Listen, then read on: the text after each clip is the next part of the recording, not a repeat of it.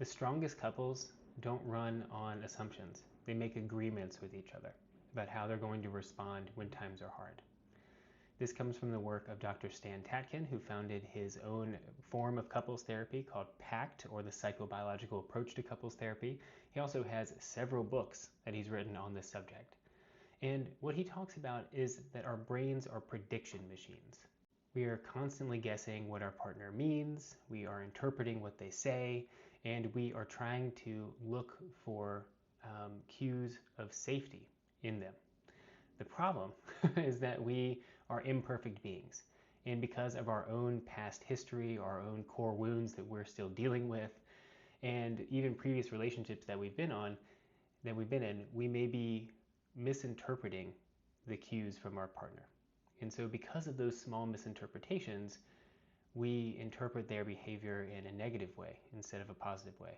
And this can create an erosion of trust. It can make us assume the worst about our partner in moments, especially when we are in high stress or when we're in conflict with our partner.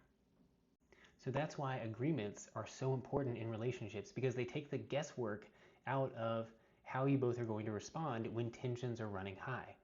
A good example here is around conflict, right? So an agreement that you and your partner might make is, if either of us ever walks out of an argument, we're going to circle back with the other person in 20 minutes. 20 minutes is our absolute cap of time that we are going to respond to the other person within. Okay? Having that kind of an agreement makes it so that when you storm off in the middle of an argument, your partner isn't like, oh my God, they hate me, they're never coming back, and they feel abandoned. Right? Some of those fears might still come up, but if you have a solid agreement with them, then they can be trusting that you are going to loop back around and you guys are going to resolve the fight eventually.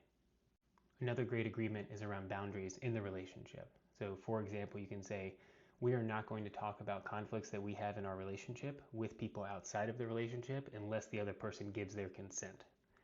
That's a great boundary to have because it keeps your couple bubble, the bubble that you and your partner are in, tight and secure. You're not worried that your partner is going to go talk about things that you didn't want them to talk about behind your back.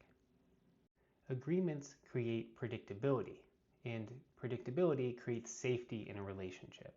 And safety in a relationship is what allows that relationship to grow and thrive over time. So, if you're in a relationship where you don't have any agreements, think about a few that you and your partner might make tonight and talk it over. Hope this was helpful. Follow me for more.